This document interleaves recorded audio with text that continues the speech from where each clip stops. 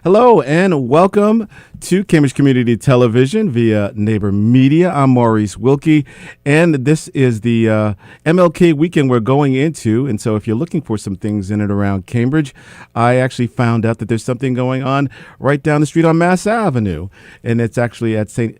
Peter's Episcopal Church, and I have on the line Brian Corr. Brian works for the City of Cambridge as the Executive Director of the Peace Commission, as well as the Police Community Advisory Board. Welcome to the show, Brian. Well, thank you, Maurice. People often can't quite remember my title, but yes, I'm Executive Director of the Peace Commission in this context. Well, thank you very much for joining me today. And so there is an event going on over at St. Peter's Episcopal Church on Martin Luther King Jr. Day, which is next Monday, the 15th. Can you actually shed some light on it? Absolutely. So this is, of all the things I do in my work for the city, this is my favorite thing. I have the privilege of organizing an annual commemoration and remembrance of Dr. Martin Luther King. It starts at 11 a.m. on Monday the 15th, and as you said, it's at St. Peter's Episcopal Church, which is at 838 Mass Ave in Central Square, just down the street from the YMCA and kind of across from City Hall. And at this event, we work to really recognize the full legacy of Dr. King.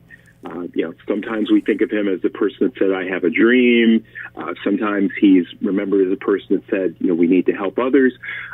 In our commemoration, we really build it around a speech he gave in 1967.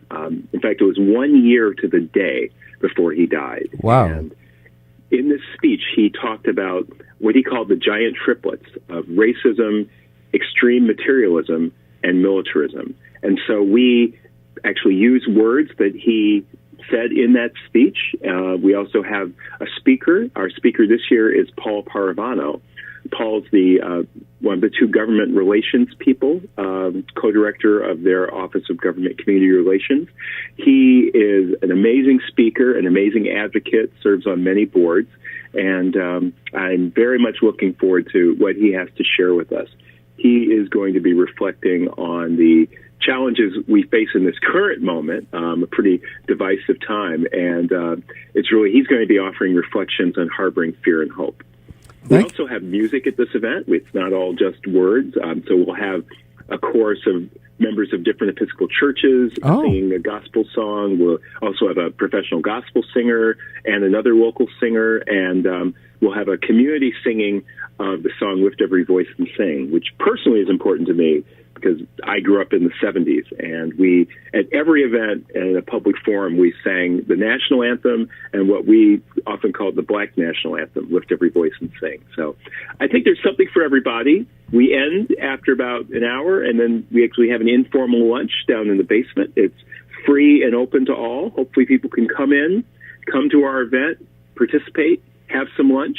And then there's actually a completely separately organized day of service. It starts at 2 o'clock in Central Square. Yeah, so many helping hands, MLK Day of Service.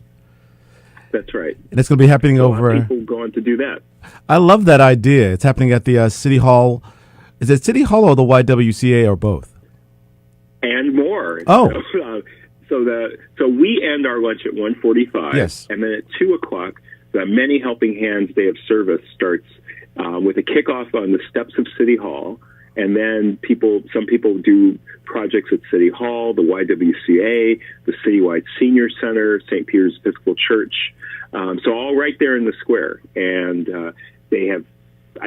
last year they got 2,000 people over the course of the day, and it's everything from people making fleece scarves and blankets for homeless people and families, gathering toiletries and supplies kits for homeless people, collecting food and sorting and organizing it.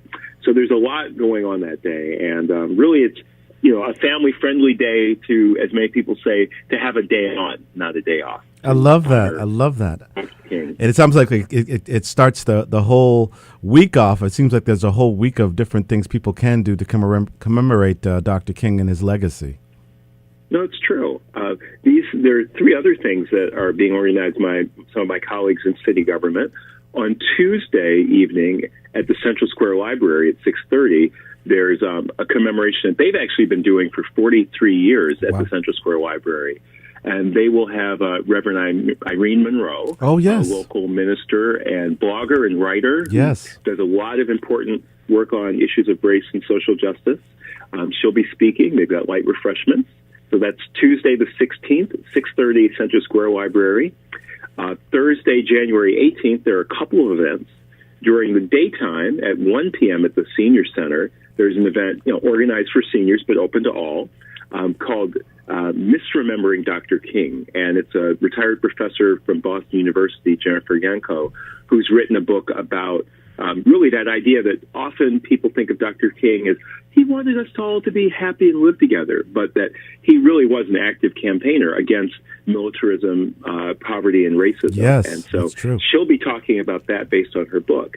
And then the last big event I'm aware of is that Thursday evening, Thursday the 18th at 7 p.m., the Martin Luther King School on Putnam Avenue will be having a panel discussion called The King and I, where local Cambridge people are speaking about, distinguished people are speaking about the impact Dr. King has had on their own lives.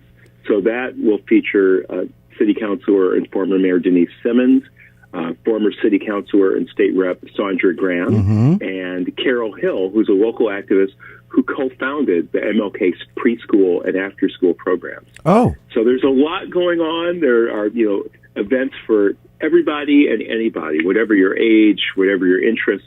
I think it's really great that our city is able to do so many things to remind people that we have this holiday for Dr. King, not just because he was a great person who gave his life for justice, but because it's a continuing call to us 50 years later to make our city and our world a better place. Well, thank you very much, Brian Corr, for putting all of this together. I know this seems like a very deep labor of love. So if people want to find out more information online, what can they do, Brian? We have all the information about the Peace Commission's event at our website, which is www.cambridgema.gov/peace, PEACE. Very, very cool. And so once again, I just want to remind our listeners to check out the Cambridge MLK event on next Monday, which will be the commemoration of his holiday. It's from 11 a.m. to 1:45 p.m., as Brian said, over at St. Peter's Episcopal Church in Central Square. And that's 838 Massachusetts Avenue, kind of almost diagonal from City Hall. And it sounds like a lot of fun. I look forward to it, and look forward to seeing you there as well. Well, thank you. And again, Maurice, I really appreciate giving me this opportunity to tell people about it. And thanks for your work to help educate and inform our community. It means a lot to us. Well, thank you. Have yourself a great day, Brian. Thank you so much, Maurice. I appreciate it. Have a great, great holiday, and we'll see you on Monday.